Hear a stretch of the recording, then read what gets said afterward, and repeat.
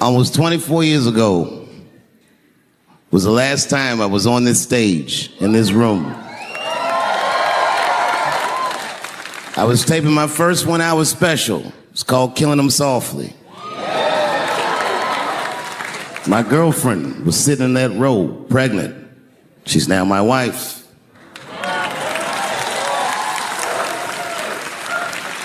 The baby that she was carrying, my first child, I smoke weed with that nigga now.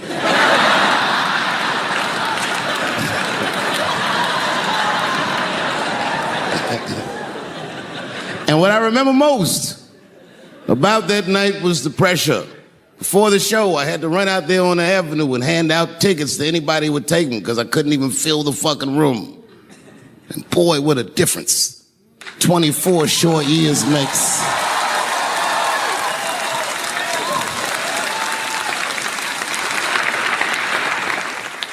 And right before that time, my father had died. He never lived to see me do it. And when he died, I was inconsolable. I thought I'd never smile or laugh again. And the only thing that got me out of that space was a comedian friend of mine, the late, great Norm Macdonald. That's right. Shout out to Norm. And what Norm did, which I'll never forget, is he knew that I was the biggest Jim Carrey fan in the world. Now, I'm not going to go all into it, but Jim Carrey is talented in a way that you can't practice or rehearse. What a God-given talent. I was fascinated with him. And Norm knew that. And he called me up and he goes, Dave, he says, I'm doing a movie with Jim Carrey. Do you want to meet him? And I said, fuck, yes, I do. And it was the first time I could remember since my father died being excited. And the movie was called Man on the Moon. I didn't know any of this. And in this movie, Jim Carrey was playing another comedian I admired, the late, great Andy Kaufman. Yes, and Jim Carrey was so immersed in that role that from the moment he woke up to the time he went to bed at night, he would live his life as Andy Kaufman. I didn't know that. When they said cut, this nigga was still Andy Kaufman. So much so that everybody on the crew called him Andy. I didn't know any of that. I just went there to meet him, and when he walked into the room where we were supposed to meet, I screamed, Jim Carrey! And everyone said, no! Call him Andy. And I didn't understand. And then he came over and he was acting weird. I didn't know he was acting like Andy Kaufman. Just like, hey, how you doing? And I was like, hello. Andy? Now, in hindsight, how fucking lucky am I that I got to see one of the greatest artists of my time immersed in one of his most challenging processes ever. Very lucky to have seen that. But as it was happening, I was very disappointed. Because I wanted to meet Jim Carrey, and I had to pretend this nigga was Andy Kaufman all afternoon. And he was clearly Jim Carrey. I could look at him and I could see he was Jim Carrey. Anyway, I say all that to say, that's how trans people make me feel.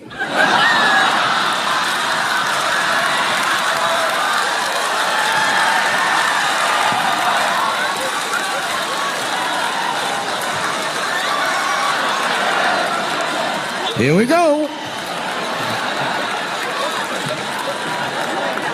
Now, if you guys came here to this show tonight thinking that I'm going to make fun of those people again, you've come to the wrong show. I'm not fucking with those people anymore. It wasn't worth the trouble. I ain't saying shit about trans people. Maybe 3 or 4 times a night, but that is it. Tired of talking about them. And you want to know why I'm tired of talking about them?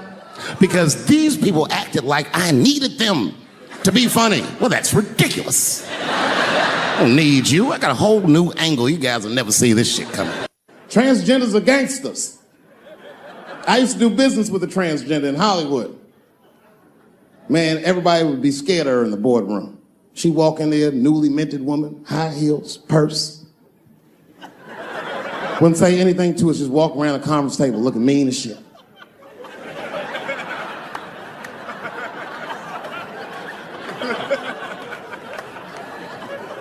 And then she walked to the head of the conference table, stare at us all, reach in her person, pull her old dick out and throw it on the table. Let's talk business, gentlemen. And sitting next to the bees, all the way in the back seat by themselves, looking out the window, that's the T's. Everybody in the car respects the T's, but everyone also resents the T's. It's not the T's' fault, but everyone in the car just feels like the T's are making the trip take longer. Anything the T's say gets on everybody's nerves. And then the T's don't even say anything bad. They should be in the back talking to themselves. I'm hot. Shut up. Shut the fuck up, okay? Just roll the window down, you bitch. I don't know what you... What? Just said I was hot. Could you pull over at the next exit? I need to use the restroom. There is not a restroom for you for 4 states, nigga. Will you just shut the fuck up so we can get where we're going? My wife's friend, Stuart, told me that. My wife has a lot of gay friends. Stuart's their leader. She has a lot of gay friends. And I don't like them. Not because they're gay. I'm just judging them on the merits of their character. They're just not nice dudes. They're rude house guests. They're sitting on my couch, giggling with my wife, eating my mother macaroons. And I come in, they act like the party's over. Hey, Stuart, what's going on? This guy talks to me the way a cat would speak if a cat could talk. Hi, David. He always must have some kind of gay political argument. The last one was about a petition in federal court to take the words husband and wife out of the law. I said, well, why would you want those words out the law? He said, because it discriminates against same-sex couples. I was like, niggas, please save me the semantics. Just trust me, take your chips and get the fuck out of the casino. You're about to crap out, go outside, talk that over amongst yourselves, and whichever one of you is gayer, that's the wife. I remember I was at this bar one time. This is that kind of bar it is. I was in there one time, I was fucked up. And I turned around to everybody in the bar, I go, hey, everybody, I'm gonna buy everyone in the bar around the drinks. And all the motherfuckers like, hoorah! And the bartender knew I was drunk, so she pulled me aside. Miss Chappelle, are you sure about that? That's going to be $16. Guess who was in the bar? I thought I was seeing things. I looked across the room, and I saw the trans bitch from the picture. I said, what is a trans person doing in a place like this? This is very dangerous behavior. And she was with 2 big, buff, gay black dudes. I didn't know these dudes, but I know they was gay. If they had a dick in their mouth, they wouldn't look any gayer than they did just sitting there. They had 1980s gay face. You know what that is? Remember in the 80s when gay people looked surprised all the time?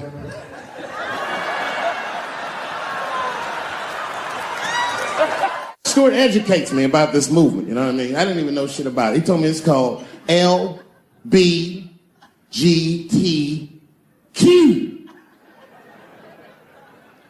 I was like, what the fuck is the Q? Does that even make sense, Q? Turns out Q is like the vowels. That shit is sometimes Y. It's for gay dudes that don't really know they're gay. You know what I mean? Like prison fags who are like, well, I'm not gay, nigga. I'm just sucking these dicks to pass the time. I'm not G, I'm Q. Ugh. And now we get to the core of the crisis. What is a woman? What is that in this day and time? Is there even such thing as a woman or a man or anything? Seems to be a question nowadays. Now listen, women get mad at me. Gay people get mad at me. Lesbians get mad at me. But I'm gonna tell you right now, and this is true, these transgenders, these niggas want me dead.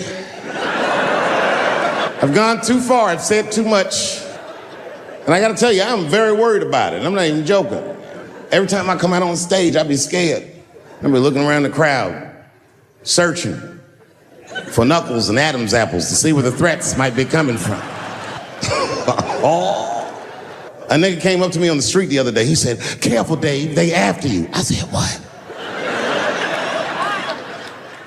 One they or many theys? And if I were to be brutally honest, the only reason I ever been mad at the transgender community is because I was at a club in LA and danced with one of these niggas for 6 songs straight. I had no idea. And then the lights came up and I saw them knuckles. I said, oh no! And everybody was laughing at me. How world star. I said, why didn't you say anything? Then I heard that sultry voice. I didn't say anything, Dave Chappelle, because I was having a wonderful time and I wasn't sure how you'd feel about it. I said, you knew how I'd feel. And she said, I'm going home. I don't want any trouble from you. I said, home? It's only 2 songs left. I mean, we might as well finish the night. And we ended up having breakfast together. Everybody's mad about something. Recently, I got attacked online by some gay bloggers, and it hurt my feelings. I have no problem with gay people, but I fucking hate bloggers. I'm not saying it because this person was gay. They was just acting like a bitch online. They was like mischaracterizing my jokes, trying to make a point off of me, when it was really, it's like, yo, I'm your ally, motherfucker. I'm not trying to stop gay people. I got better shit to do. This motherfucker was saying things to try to get gay people to beat me up. Seriously, he was like, Dave Chappelle's jokes. I don't know how he actually talks when he's making his voice up. Dave Chappelle's jokes were an affront to the manhood of all gay men. What the fuck does that mean? I didn't say anything that would allude to gay men not being men. I know you men. In fact, what could be manlier than fucking another guy in the ass? It's the most gangster shit I've ever heard of in my life. I told you I'm not cut out for that. I'm a pussy. I said, I have a superhero idea. Because really? I go, yeah, he's a gay superhero. He was like, really? What's it called? Huh? Oh, it's called Same Hero, New Boots. It's about a gay sous chef in San Francisco. He gets bit by a radioactive rat on his shift when he's taking out the trash and is blessed with powers beyond his wildest dreams. Supersonic, gay kind of powers. And he starts saving everybody in San Francisco. But at first, he only saves gay people. Later, he saves everybody, and the whole city just falls in love with him. The only problem is, no one remembers him when he saves them. Well, I don't understand. Why wouldn't they remember him? I said, because, dummy, he's gay. He keeps changing his outfit. People come up, thanks for saving, mister. What's your name anyway? And he's like, same hero, new boots and emotions. You think I hate gay people, and what you're really seeing is that I am jealous of gay people. Oh, I'm jealous. I'm not the only black person that feels this way. We blacks, we look at the gay community and we go, God damn it, look how well that movement is going. Look how well you are doing. And we've been trapped in this predicament for hundreds of years. How the fuck are you making that kind of progress? I can't help but feel like if slaves had baby oil and booty shorts, we might have been free 100 years sooner, you know what I mean? If Martin Luther King was like, I want everybody to get up on them floats, get your bodies good and shiny. The only reason I ever been mad at the transgender community is because I was at a club in LA and danced with one of these niggas for 6 songs straight. I had no idea. And then the lights came up and I saw them knuckles. I said, oh no! And everybody was laughing at me. How world star. I said, why didn't you say anything? Then I heard that sultry voice. I didn't say anything, Dave Chappelle, because I was having a wonderful time and I wasn't sure how you'd feel about it. I said, you knew how I'd feel. And she said, I'm going home. I don't want any trouble from you. I said, home? It's only 2 songs left. I mean, we might as well finish the night. And we ended up having breakfast together. I'll grow up. That doesn't make me gay. I just titty fucked her. His titties are as real as any titties in LA. It's 2 o'clock in the morning. I was just borrowing a little friction from a stranger. Whoops. And they've canceled people that are more powerful than me. They canceled J.K. Rowling. My God, J.K. Rowling wrote all the Harry Potter books by herself. She sold so many books, the Bible worries about her. And they canceled her because she said in an interview, and this is not exactly what she said, but effectually, she said gender was a fact. And then the trans community got mad as shit. They started calling her a TERF. I didn't even know what the fuck that was. But I know that trans people make up words to win arguments. So I looked it up. TERF is an acronym. Stands for Trans Exclusionary Radical Feminists. This is a real thing. This is a group of women that hate transgender. They don't hate transgender women, but they look at trans women the way we blacks might look at blackface. It offends them. Like, ooh, this bitch is doing an impression of me. I came in the club minding my own business, and a woman came up to me. She goes, oh my God, Dave Chappelle. And I was just being reciprocally nice. Hey, miss, how are you? Blah, blah, blah. Benign talk. Nothing to it.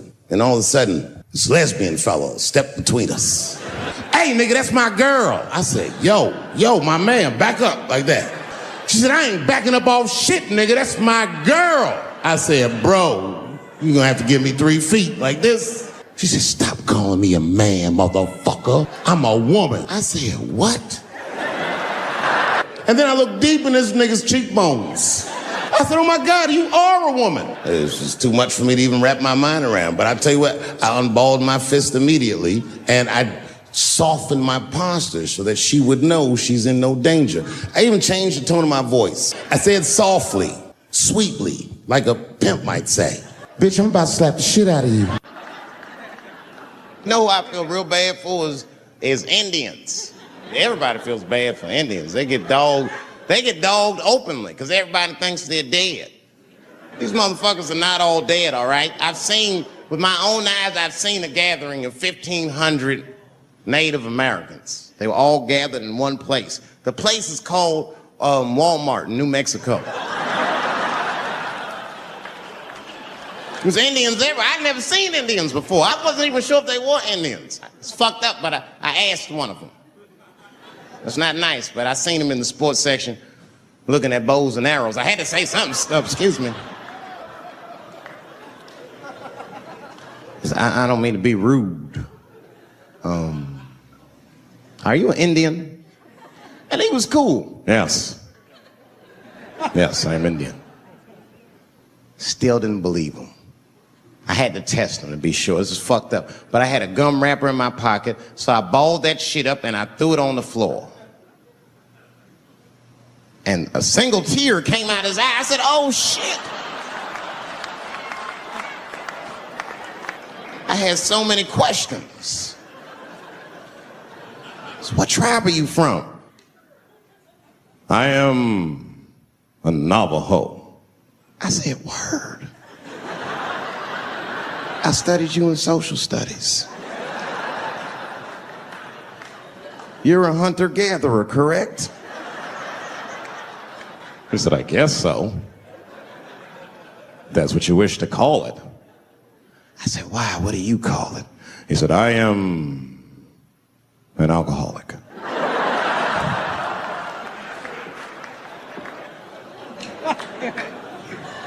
I said, well, what's your name, dog? He said, please. Dog is my cousin. That was a good guess. My name is Running Coyote. What is your name, friend?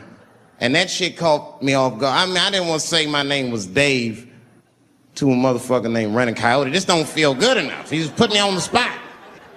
I said, huh? My name, what? Oh, my name's Blackfeet. Then I changed the subject. Forget about me. What's going on with you? I want to meet your chief. Why don't me, you, and your chief and your friends get together tonight? We could have a real live peace pipe smoking ritual. We need to celebrate, nigga. I thought you were dead. And he set it up. It was beautiful. It was just like I dreamed. We was all sitting around. Them Indians was beating the drum.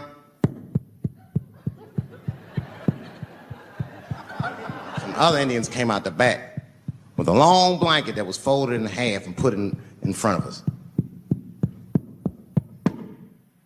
Open that shit up, and on the blanket was a long wooden pipe with feathers.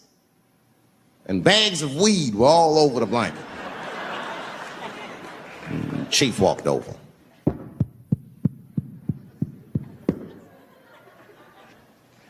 The big ones are 50. The little ones are 25. And these are 10.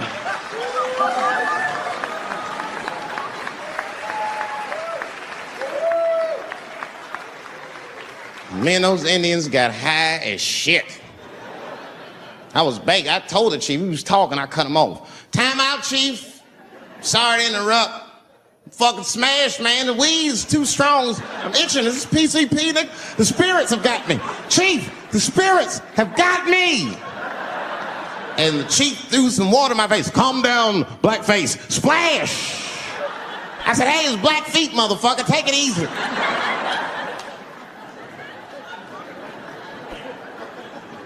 Blackfeet, you're welcome to stay amongst me and my tribe for the night until the spirits leave you. And they gave me my own teepee to sleep in, which sounds nice. I personally felt like it was a little fucked up, you know, because they all had houses, man. It's like, why can't I sleep with y'all in the house and watch TV? Nigga, I can't be on this grass all night.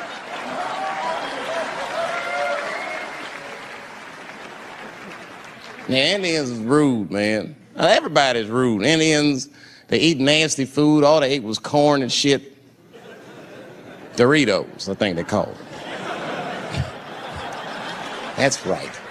People only see the surface. They see the division in our foods. It's because I eat chicken and watermelon. They think that that's something wrong with me. Let me tell you something. If you don't like chicken or watermelon, something is wrong with you, motherfucker. There's something wrong with you. Where are all these people that don't like chicken and watermelon? I'm sick of hearing about how bad it is. It's great. I'm waiting for chicken to approach me to do a commercial, nigga. I'll do it for free, chicken. It's the least I can do. They make fun of Latin people for eating, what y'all eat? Beans, rice, corn. Listen, that's not a reason to hate a motherfucker, all right? It's funny, but it's not a reason to hate. The only reason these things are even an issue is because nobody knows what white people eat. You've been very good at keeping that shit a secret amongst yourselves. I study white people. You don't know that. I'm writing a paper on you. Not even for school, nigga, just to do it, just to get, I'm just doing this independent research. I'm spending my money, that's why I'm working so hard. I follow you around grocery stores. They freak out. I just try to peek in the cart. They always say, get away from my cart, nigga. What are you looking at? Chicken and giblets are over there. You must be lost. These are vegetables.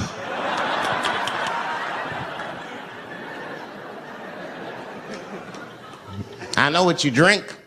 See how quiet I got? Grape juice. Surprise, motherfuckers, you didn't know I knew about grape juice, did you? Oh, don't play dumb with me. You looking, what is it? A lot of black people don't have the privilege of knowing about grape juice because they have grape drink. It's not the same formula that you get. Ain't no vitamins in that shit. You might have one of your black friends over. Todd, would you care for a glass of grape juice? What? Nigga, what the fuck is juice? I want some grape drink, baby. It's purple. I don't think I know what a grape drink is. What? I have some apple juice if you want. What the fuck is juice?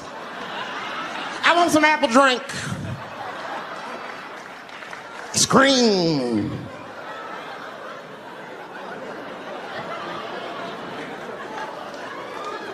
Remember that commercial for Sunny Delight when all the kids run in from outside playing and they all run to the fridge? All right, I got some purple stuff, some Sunny D. As soon as you say Sunny D, all the kids go, yeah! Watch the black kid in the back. If you ever see that commercial again, look at that black kid. He'd be like, I want that purple stuff. That's drink, nigga, that is drink. They want drink. I want all them vitamins, nigga, I went drink. Sugar, water, purple. That's the ingredient, sugar, water, and of course, purple. It's too fucking much. I got a lot of things to talk about tonight. First of all, I've stopped smoking weed. With black people, you didn't let me finish, motherfuckers. God damn. I'm sorry, black people, to break the news so publicly, but I can't smoke with you anymore. Every time I smoke weed with my black friends, all you talk about is your trials and tribulations. I'm sick of that shit. I got my own problems. That's a waste of weed. I'm smoking weed to run away from my problems, not take on yours. From now on, I smoke weed exclusively with white people. Calm down, motherfuckers. You win by default. You got good weed conversation. All white people talk about when they get high is other times that they got high. I can listen to that shit all night. Dude, remember at Frank's last week? It's fucking smashed, man. And catalogs everything they drink. 2 shots of Jaeger, tequila, 4 bong hits, man, beer, cheeseburger. That shit is great. Only bad part is you cannot pass out around white people. Every time white dudes pass out around each other, they always do some borderline gay shit when the guy's asleep. Frank fell asleep, so he stuck a carrot in his ass and put shaving cream on his balls. Why, motherfucker? Why would you do that to a friend of yours? He trusted you enough to sleep around you, gonna put a carrot in his ass? Is that nice? I tell you right now, if I put a carrot in a black dude's ass, a nigga will kill you when he wakes up for some shit like that. That is an automatic death sentence on the street. It's a rap for you. I'm gonna kill that motherfucker. I thought y'all was friends, baby. What happened? I fell asleep at his house, right? We was drinking, and I fell asleep at his house, and while I was sleeping, right? I'm just gonna kill that motherfucker, all right? That's all you need to know. And fuck carrots. Oh. I'm goddamn sick of it. This is the worst time ever to be a celebrity. You're gonna be finished. Everyone's doomed. Michael Jackson has been dead for 10 years, and this nigga has 2 new cases.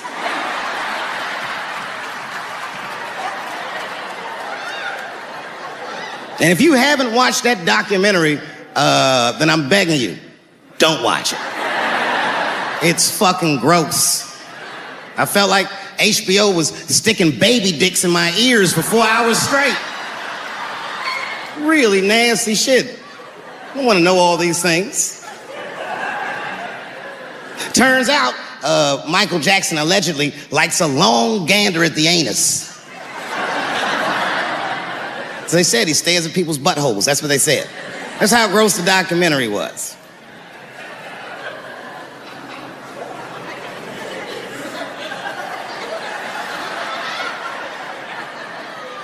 I'm gonna say something that I'm not allowed to say. But I gotta be real.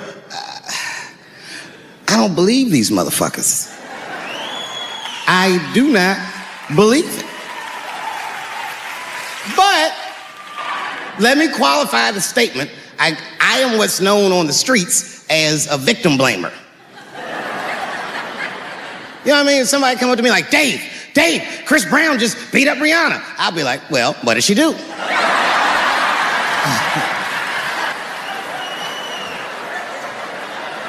Dave, Michael Jackson was molesting children. Well, what were those kids wearing at the time?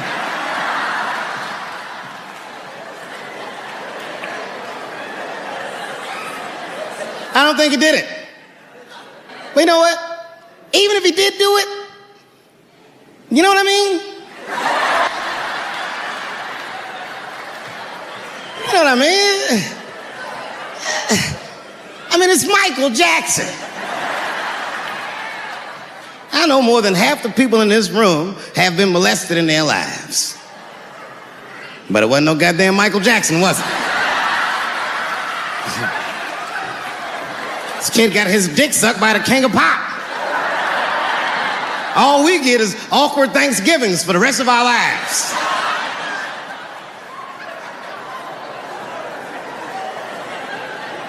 You know how good it must have felt to go to school the next day after that shit? Hey, Billy, how was the weekend? How was my weekend? Michael Jackson sucked my dick.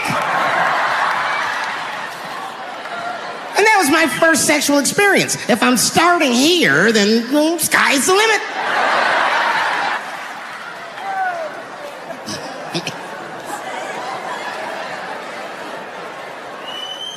I know it seems harsh, but man, somebody's got to teach these kids. There's no such thing as a free trip to Hawaii. Yeah, he's gonna want to look at your butthole or something.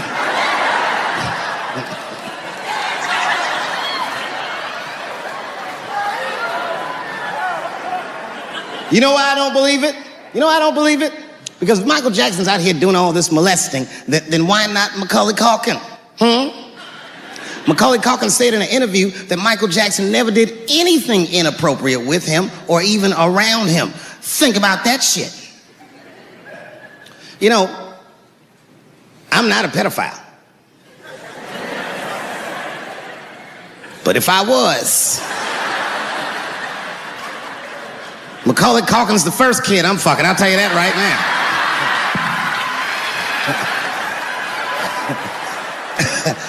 I'd be a goddamn hero. Hey, that guy over there fucks a kid from Home Alone. And you know how hard he is to catch.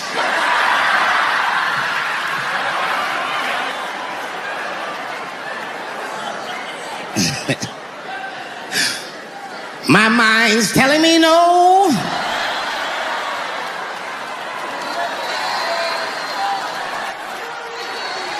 Okay, R. Kelly is different. I mean, you know, if I'm a betting man, I'm gonna put my money on he probably did that shit. I'm pretty sure he did that shit. You know, it was bad, okay, so a couple years ago, I was doing a show in Detroit, and I'm sitting backstage in my dressing room. A friend of mine comes by, this chick, Dream Hampton. Dream tells me, right before I'm going on stage, she goes, Dave, I'm working on a documentary about R. Kelly. Would you like to be in it? And I was like, nah, bitch, I'm cool.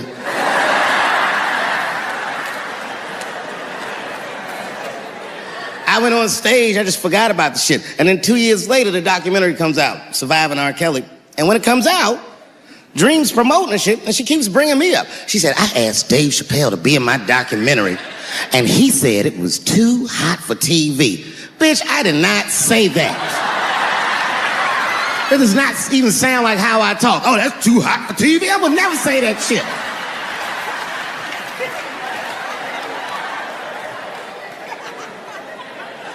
But I'm gonna tell you guys why I wasn't in the documentary. There's a very simple reason, and I cannot stress this point enough. The only reason that I didn't do it was because, and it's very important,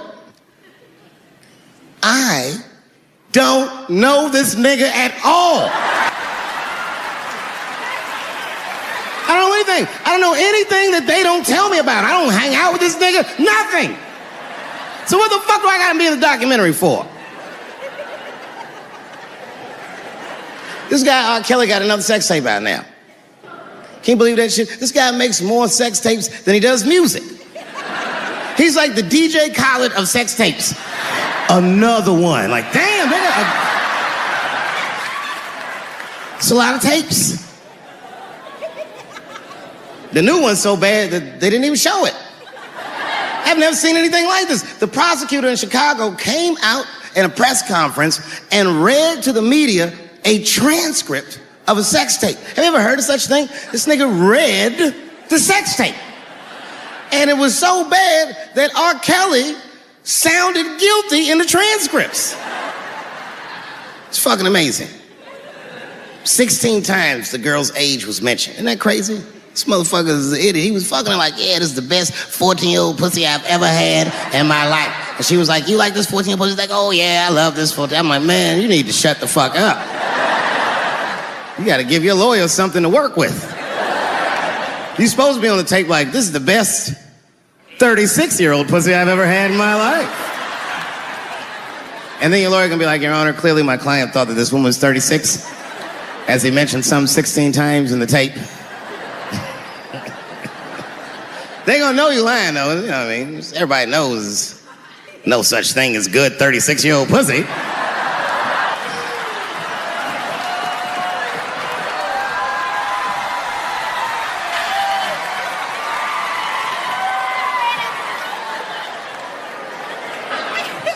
Doesn't matter what I say.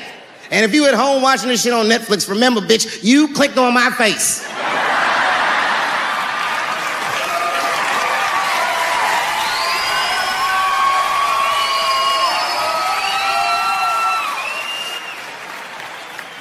Thank you very much for being here. But before I start tonight, I just wanted to read a brief statement that I prepared. I denounce anti-Semitism in all its forms.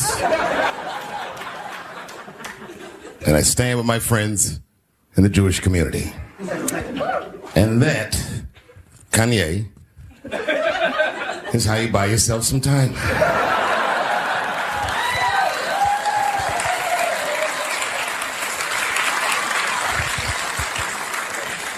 I gotta tell you guys, I've probably been doing this 35 years now. And early in my career, I learned that there are two words in the English language that you should never say together in sequence. And those words are the and Jews. I've never heard someone do good after they said that.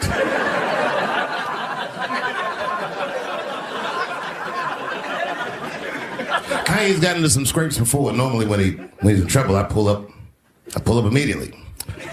But this time I was like, you know what? Let me see what's going to happen first. Just want to see where this is all going.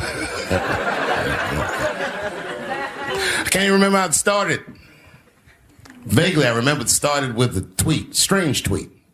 It was like, I'm feeling a little sleepy. I'm going to give me some rest, but when I wake up, I'm going to go DEFCON 3 on the Jews. And then he just went to bed. I was up all night worried. What is he going to do to the Jews?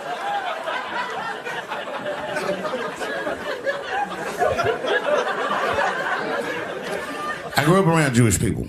I have a lot of Jewish friends. So I'm not freaked out by your culture. I know a little bit about it just from hanging around. Be like, yo, let's go out at school tomorrow. They'll be like, we can't go out. It's Shana Na tomorrow. I'll be like, what? What is Shana Na? I had so many questions. Why do some of your people dress like Run DMC?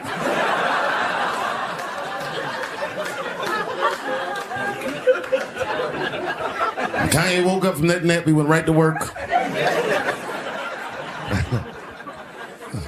A year ago, I'd seen him on a podcast called Drink Champs, a great show, and it was an amazing appearance. Noriega and them were there, the rappers that I love, and they all had their gold chains and stuff on. And Kanye said, only millionaires wear chains. They said, what? He said, I'm a billionaire. Billionaires don't wear their money on their body.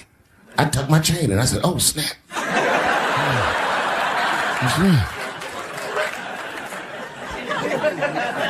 It was a good appearance. It was fun and funny.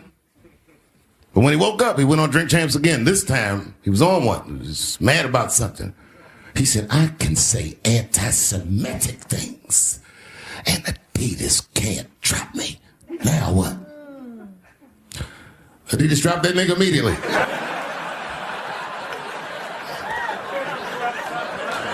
Ironically, Adidas was founded by Nazis. And they were offended. I guess the student surpassed the teacher.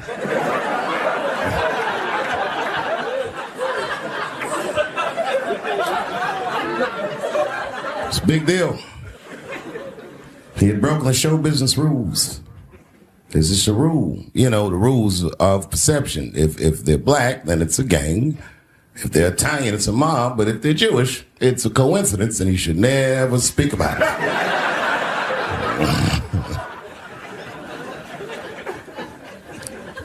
Kanye got in so much trouble, Kyrie got in trouble.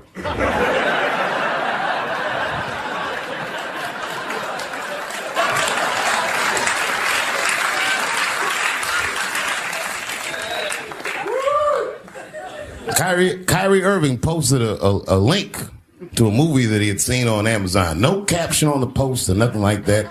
But apparently this movie had some I don't know, anti-Semitic tropes or something. And it was some weird title, like From Hebrew to Negro or something. And the NBA told me he should apologize, and he was slow to apologize. And then the list of demands to get back in their good graces got longer and longer, and this is where, you know, I draw the line. I know the Jewish people have been through terrible things all over the world, but you can't blame that on black Americans. You just can't. You know what I mean? Thanks to the one person that said me. A fair punishment would be he should just post a link to Schindler's List and y'all write your own captions.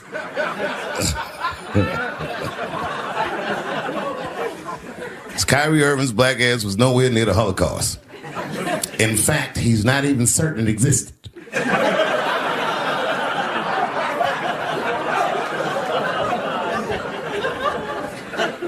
I saw one news pundit screaming about Kanye. She said, mental health is no excuse for that type of language. Yes, it is, bitch. You can kill somebody if you're mentally ill. Listen, okay, I don't think Kanye is crazy at all. I think he's possibly not well.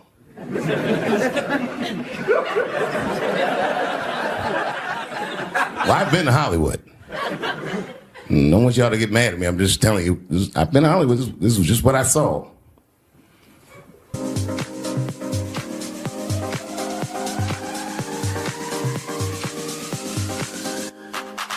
Whatever you do, don't fall for me. Don't put your trust in me. Don't even lie for me. I want you, honey. I don't get it. It's a lot of juice. Like a lot. But that didn't mean anything. You know what I mean? There's a lot of black people in Ferguson, Missouri. Doesn't mean we run the place.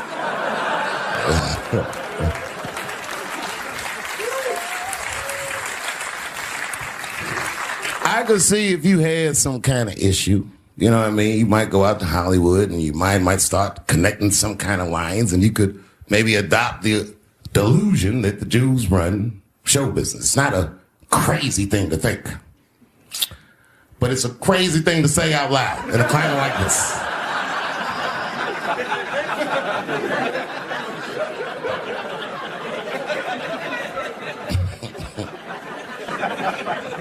Now the midterms are over, and it's crazy climate. And I got to tell you, I feel like this midterm, like all of humanity depends on it.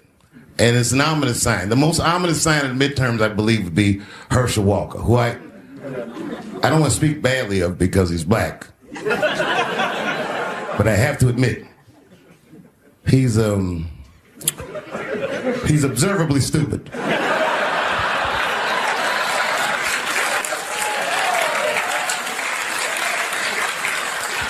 Even when he's not talking, his mouth be open a little bit like. He's the kind of guy that looks like he thinks before he makes a move on tic-tac-toe.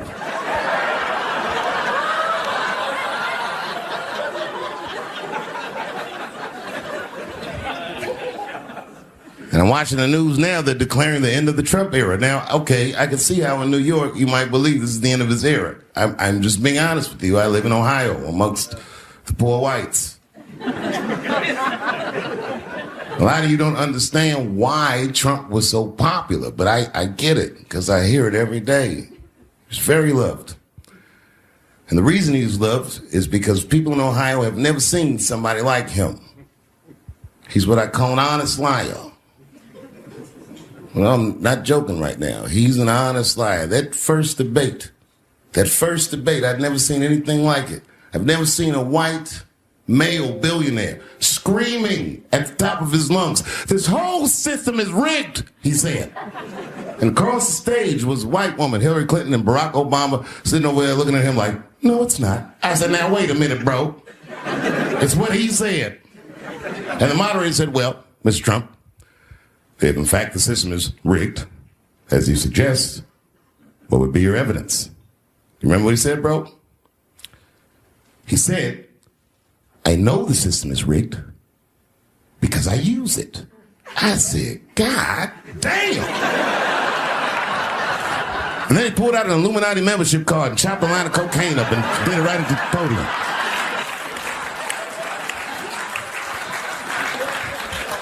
No one had ever heard someone say something that true. And then Hillary Clinton tried to punch him in the taxes. She said, this man doesn't pay his taxes. He shot right back. That makes me smart. A couple years ago, I was in Ohio at a shopping mall. An old white lady, this is true, she was following me around the mall, which sounds paranoid, but I'm sure she was following me. Mean lady, too. You ever see a woman with lines on her face that just tell you, like, even if she smiled, it looked like it would hurt the muscles in her face? I knew she was following me because she was at places that had nothing to do with her. I'd be looking around like, what is this old bitch doing in GameStop and Foot Locker and all the places I like to go?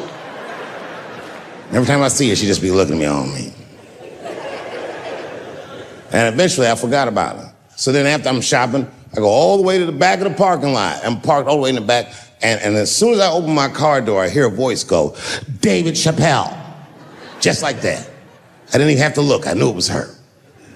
And I looked back, and sure enough, there she was, that face.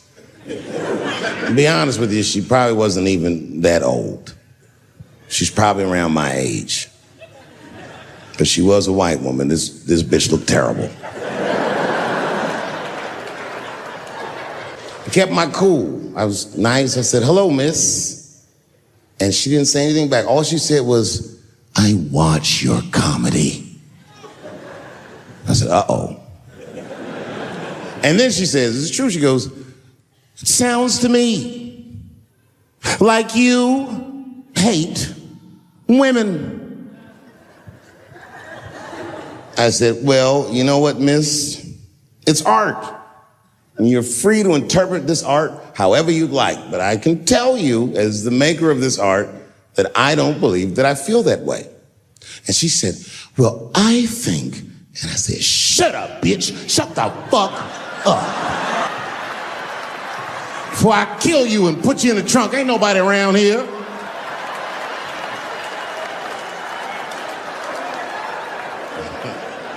I'm just kidding. I didn't say that. I felt that way, but that's not what I said. I was more clever than that. You know what I said? And this is exactly what I said. I said, miss, before you finish that statement, let me ask you a question. Where'd you see me? Did you buy a ticket to a concert I did? I doubt that. Or maybe you watched one of my specials on Netflix. Or did I follow you to your car and do my act? She said, what? I said, keep it in the comment section, bitch. This is real life. Ta-ta.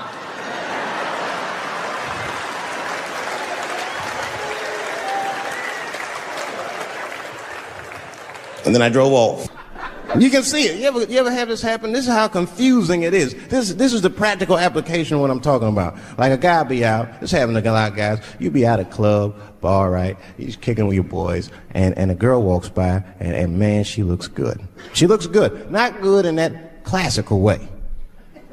I mean, you know, I'm talking good like she got half her ass hanging out her skirt. Her titties are all mashed together, popping out the top of her turtleneck and shit.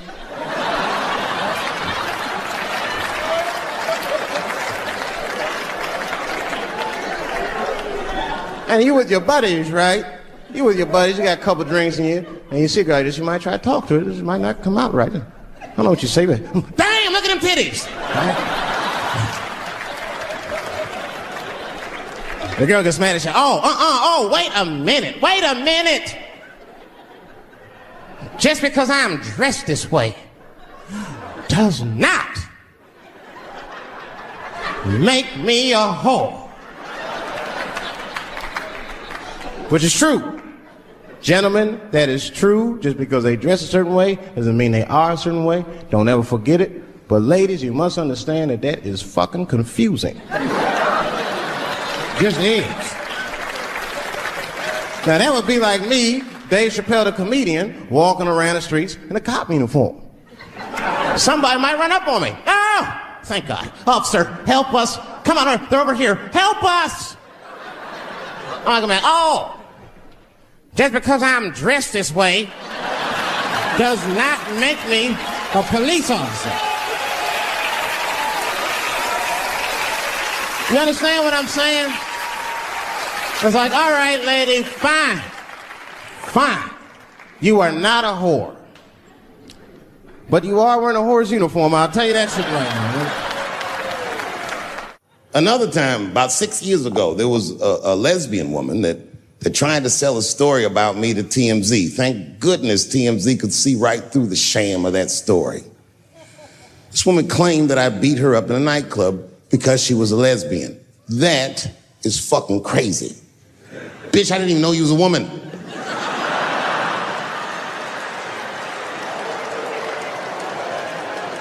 Thank God TMZ didn't believe that. Because I did beat the shit out of her, I'm not gonna lie. It was her fault, I had no choice. I came in the club minding my own business, and a woman came up to me, she goes, oh my God, Dave Chappelle. And I was just being reciprocally nice. Hey, miss, how are you? Blah, blah, blah. Benign talk, nothing to it. And all of a sudden, this lesbian fellow stepped between us. Hey, nigga, that's my girl. I said, yo, my man, back up like that. She said, I ain't backing up off shit, nigga, that's my girl. I said, bro, you're gonna have to give me 3 feet like this. She said, stop calling me a man, motherfucker. I'm a woman. I said, what?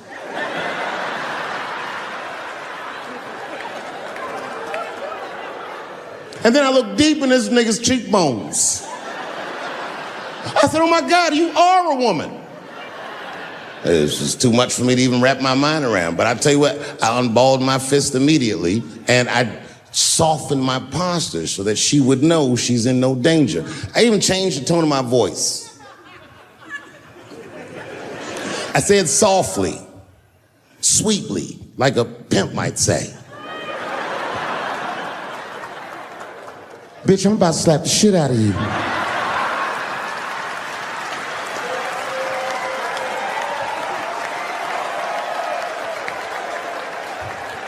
I should have done it. Oh, I wish I didn't say that. She dropped that foot back. Boop. She was in a perfect southpaw stance. Her shoulders were angled correctly. Her head movement was good. I said, oh no! This bitch boxes for real. She threw a wild hook at me and I saw it coming from yesterday, so I slipped it like this. I had no choice. I had to go to work. I let that jab go. You should have seen me go, nigga. I tenderized them titties like chicken cutlets.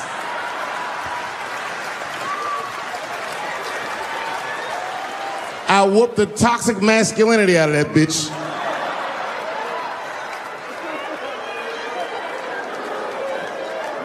I'm sorry, ladies. I got a fucking Me Too headache. Y'all is killing me right now.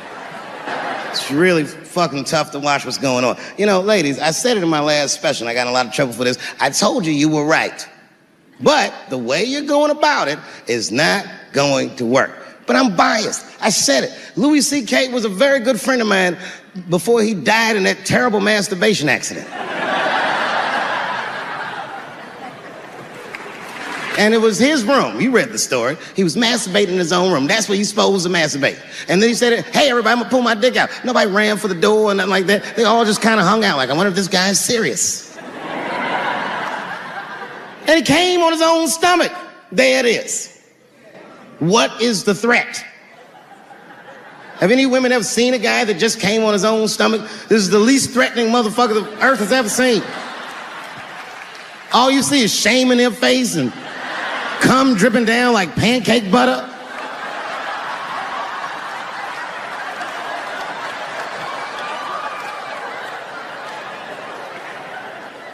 He didn't do anything that you can call the police for. I dare to try. Call the police on him. Hello, police? Yes, I am.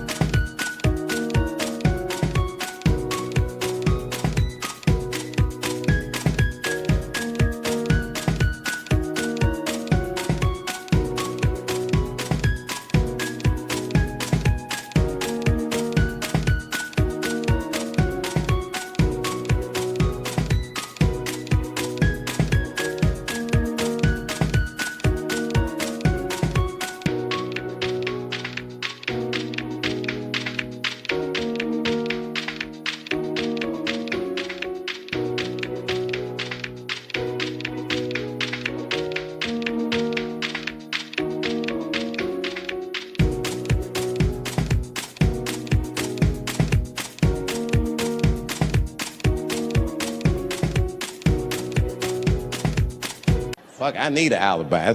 I can't be no celebrity. This shit is just the worst. I'm seeing it. I see why stars are crazy, man. These motherfuckers. I went to Disney World with my kids, which is a big deal for me. I don't get to see my kids so much. I do Chappelle show 20 hours a day, sleep for like half an hour, raise my kids for 10, 20 minutes, and I go back to work. Now, this particular day, I got to hook up with the kids. We went to Disney World. Everybody at the park, fucking everybody. Hey! Rick James, bitch. Hey, I'm Rick James, bitch. It's like, hey, man, hey. You mind not calling me a bitch in front of my kids? Time out, motherfucker. We take a day off. Even Mickey Mouse did it. I said, this is the most unprofessional shit I have ever seen in my life. Rick James, bitch. Oh, I was fed up. I caught that motherfucker with an uppercut. Bop! Knocked his head clean off. Everybody was screaming. Oh my God, oh my God. Mickey Mouse is Mexican. But everybody's getting along. I see that shit. I see it all around. Blacks and whites don't fight so much. You know who don't have no beef with anybody is Asian people. I see how y'all be doing.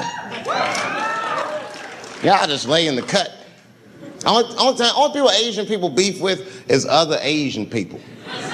Like if you call a Korean guy Chinese, I've done this. They will flip out. Hey!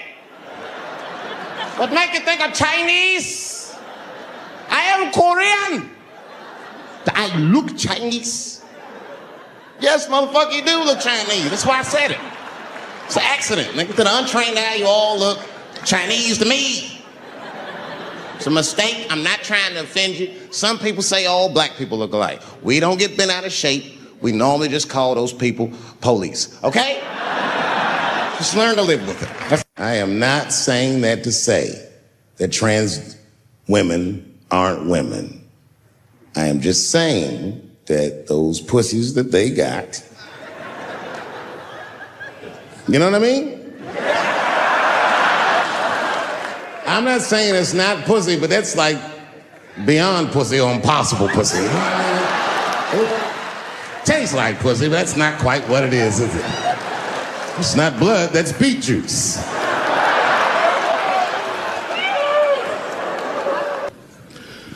I started doing stand-up comedy when I was 14. I'll never forget the first time I was on stage. The guy that introduced me was a guy named J.T. Newton. I'm 47. I can close my eyes and remember the introduction like it was yesterday. It went like this. Ladies and gentlemen, this next young man coming to the stage is starting his comedy career tonight. Who knows? We may be witnessing the birth of a star. Please welcome David Chappelle.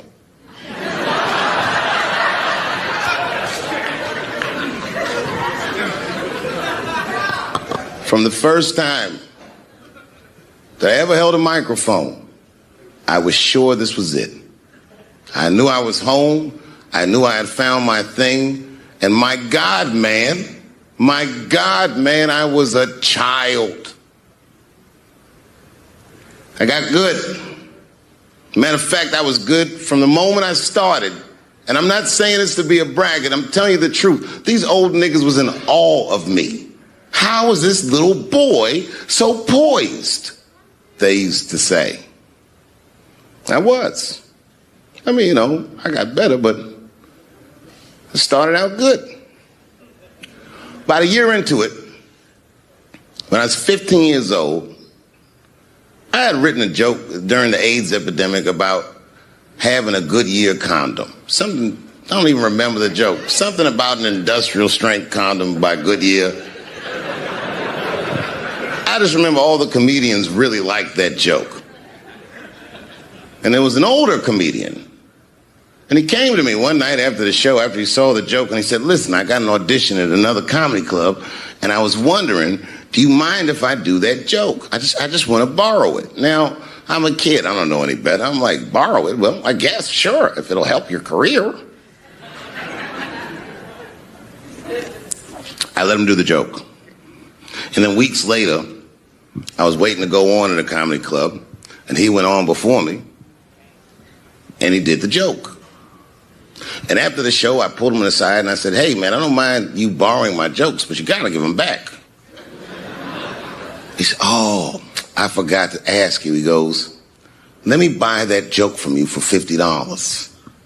And I said, man, I'd do it, but I'm just starting out. I need all the material I can get. The idea being that the more material I can accumulate, the faster I'll be able to make money for my work. I said, I can't do it. I want my joke back. I'll never forget this. Remember, I was a 15-year-old child. This guy was a grown-ass man. He stood up over me so I could see how big he was. And he said to me, really? I can just take it.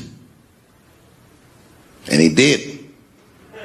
I got scared because I was a child. But I never forgot that. I never forgot that. I was 15 years old. I'm 47 now. I think about this guy all the time. When I look at my own kids and I see how young and innocent they are, I can't believe someone did that to me. And I don't think about it every day because that was the worst thing that happened to me. I think about it every day because that was the first time that someone ever did that to me. But in my career, it has happened many, many times since, where someone would intimidate me or scare me and take something that I believe was mine. I'll tell you another story.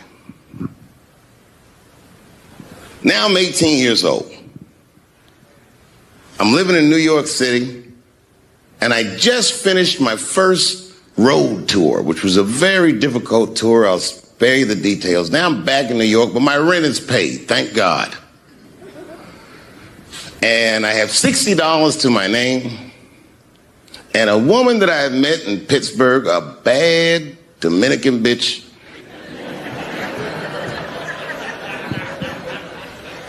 was coming to New York. She was going to spend the weekend with me. I couldn't wait for her to get there. She was coming that evening. But remember, I only had $60 for a whole weekend to entertain a bad bitch. Now I'm walking through Greenwich Village,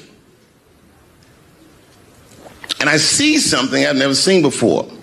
3-card Monte. You know what that is?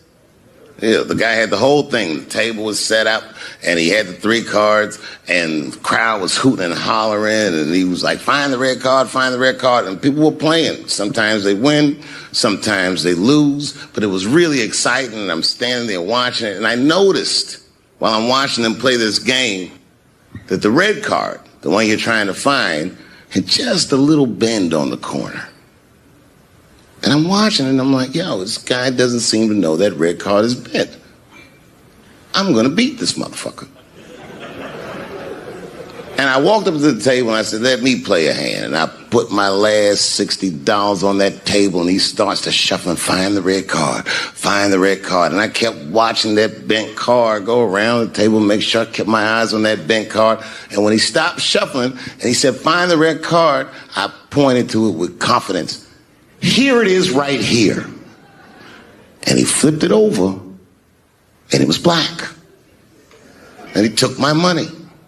I couldn't fucking believe that. How did this nigga do that? Was that magic or sorcery? I was confused. So you know what I did? I sat there, and I watched him for a real long time play the game. And I realized that all those people who was doing all that hooting and hollering and betting, my God, they were his friends. They were in on the whole thing. I felt so wronged. I felt so stupid. And then the next sucker came up to the table and was about to put his money down. And I said, fuck that, man. Don't put your money there. All these niggas is in on it.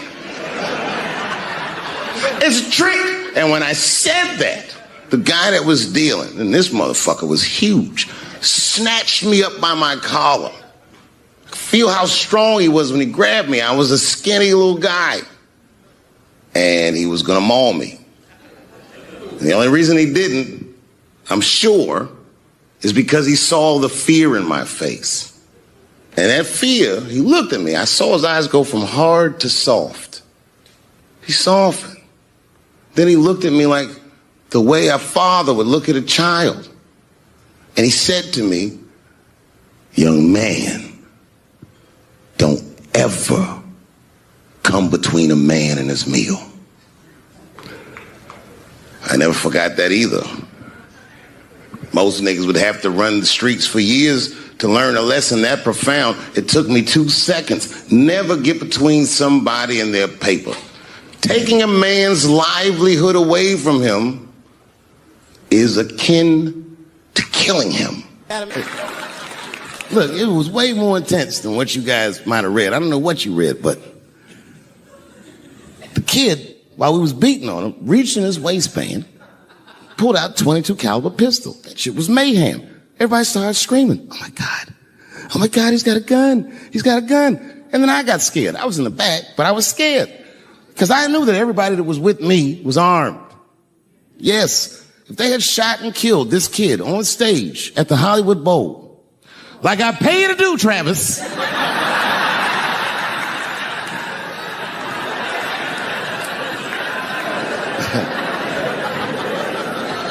but Travis G'd up. Travis wrestled the gun out of the kid's hand, and then he took it like this and tried to chamber the round, and he couldn't. So he pulled the trigger, and it wasn't a gun. A knife blade popped out of the front. I guess this kid was gonna stab me. Some scary shit. So the next night, even though I didn't have a show, I said, I gotta get right back on stage. And I went and did a show. And someone in the audience screamed out, Dave, what happened with the attack? And I didn't know there was journalists in the room. All I said was that this nigga had a knife that identified as a gun. I got 6 more weeks of bad press for that joke. I didn't even do nothing to this nigga. That's not right. That was not right. And then the New York Post went to the jail and interviewed my attacker like he was some kind of hero. And I read that interview. It turns out the entire attack was my fault. Yes, I triggered him. I didn't mean to. I had done jokes about the homeless. It turns out this young man was homeless. And I mean, there's no way I could have known this. But I will say, for a homeless guy, this nigga had incredible seats.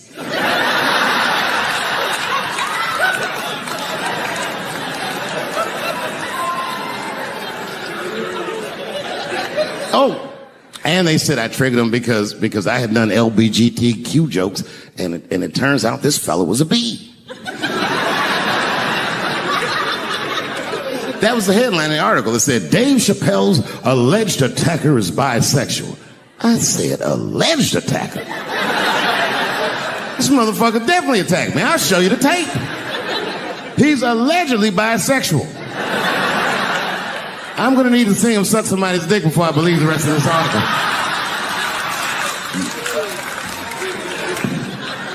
I read that shit in the paper. I was horrified. I was like, oh, bisexual? I could have been.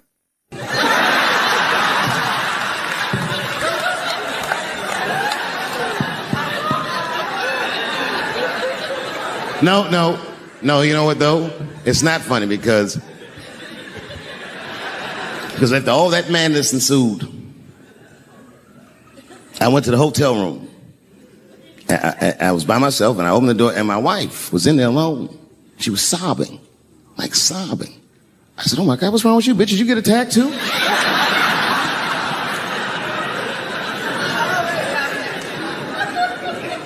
And she's crying. She said, oh my God, David. She said, if you had died tonight, me and the kids would have nothing.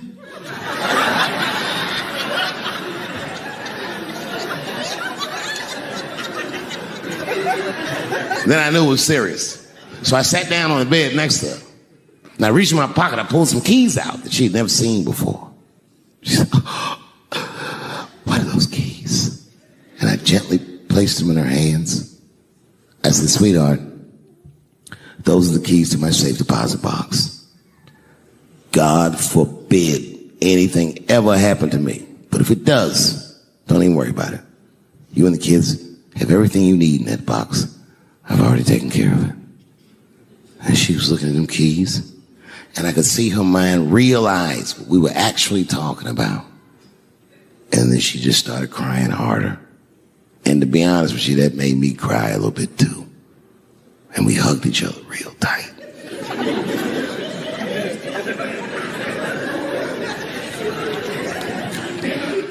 Do you know this bitch looked in the box while I'm alive and well? Who does that? Oh my God. And then she was mad at me. She said, God damn it, David, I opened that box. I said, you did? She said, yes, I did. And there was nothing in there.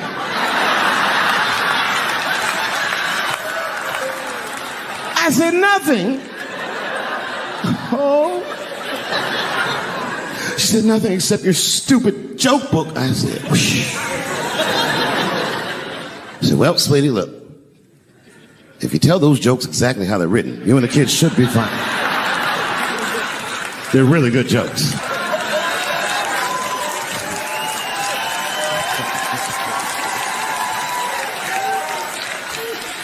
She's like, good jokes? What is this shit? Come join me in my watery grave. No, you gotta roll your throat. Join me in my watery grave.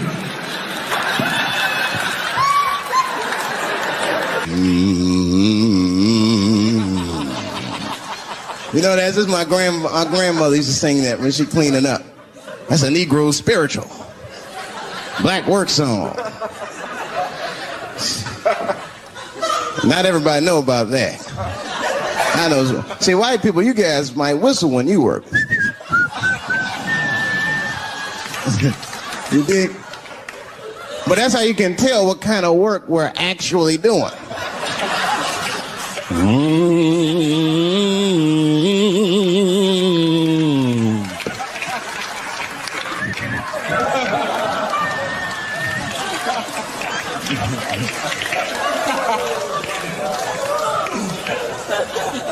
I study that kind of I do. Anything that has to do with race. I read a little here, see a little there. And I travel. That's always good.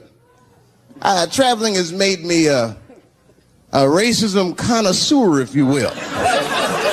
You know, it's different from region to region. Anyone ever been down south? So you guys know what I'm talking about. Now, the racism down there is just... it's perfect. It's due to a perfection. It's comfortable. It's out in the open. There are no secrets in Mississippi. Everybody knows the deal. White dude be walking down the street minding his business, and the brother walk up to him, hello, you white oppressor, you slave master rapist of Africa. Why, hello, my big lip spear chucking. I'm being attacked. And this motherfucker was ragged. He jumped at me. He was like, ah! I'm old, but I'm fast. I caught this motherfucker's head with my hand and pulled his hoodie over his eyes. I can still feel his head in my hand. It was spongy. He had been growing dreadlocks. Not the beautiful dreads that Rastafarians grow. These were accidental LA homeless dreads. This shit had leaves and sticks and bottle caps and shit in it. Some kind of grease. I was like, ugh, like this. And then I fell down. And he knocked me all the way on the ground. And I was like, man, this is a bad situation. I'm like, I don't know if I'm going to die or what's going to happen. But in that moment of vulnerability, you know what occurred to me that had never occurred to me before in my life? In that moment, it occurred to me that bodyguards should not wear dress shoes to work. Travis! This nigga Travis came out slipping and sliding on some kind of beautiful loafer and fell flat on his back. Bop. I said, oh my God. Now both of us are down. I gotta handle this shit myself. So I popped that back, boom. And then the kid that knocked me down, he popped out, boom. And we looked at each other and realized, at the same time, I was bigger than him. And that motherfucker took off running. And I started to chase him, and I said, fuck him. I picked the microphone up. So I'm gonna finish this show now. That's right.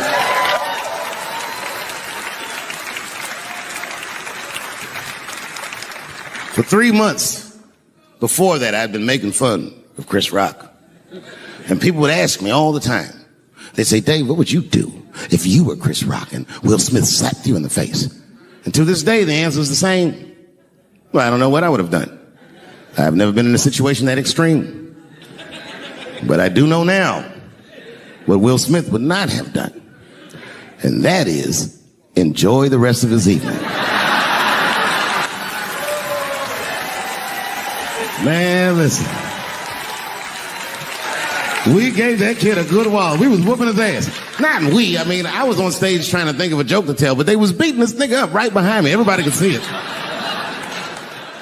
Everybody could see it. And I'm sitting up there trying to think of what to say. And I'm tongue-tied. Me, of all people, can't think of anything to say. Look at my karma. Just that moment. Of all the people in the world, Chris Rock walks from backstage, walks up to me in front of 20,000 people, grabs the mic out of my hands and looks at the crowd and goes, was that Will Smith? Man, motherfuckers fell out of their chairs laughing. I was standing there looking stupid. I was fucking furious because I'm thinking in my mind, nigga, this is my attack. You got attacked 3 months ago. Now you have jokes. So I snatched the mic back from Chris and tried to get one off, but my shit did not go good at all. I didn't know what to say. I was just like, it was a trans man. And the crowd was like, boo. It's LA, we like trans people, boo. I know, I felt so bad. I felt so bad. But I know why I did it. You'd have to be there to understand, but man, when that guy tackled me, it was like it's like a movie or something. You gotta picture this. Picture a famous person you like. Every famous person you could imagine was at that show. It was like the biggest night that Hollywood had ever seen. And when that guy tackled me, he cleared the bleachers. I had to watch the tape afterwards to know this happened, but as soon as he tackled me, Jamie Foxx was the first motherfucker that jumped out of the crowd. He was wearing a white cowboy hat like he knew this shit was gonna happen to him. Never seen this nigga in a cowboy hat before. And Jamie started chasing that motherfucker around like any given Sunday. And that kid was fast as shit, was juking and shaking, and he broke Jamie's ankles, and he just kept running. And then Jon Stewart from The Daily Show ran from backstage and jumped at this motherfucker like Super Jew. He was like, ah!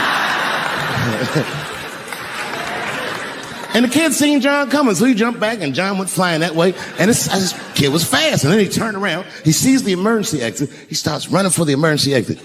Just before he got to the door, motherfucking Puff Daddy from Bad Boy Records jumped in front of the door. That nigga was like,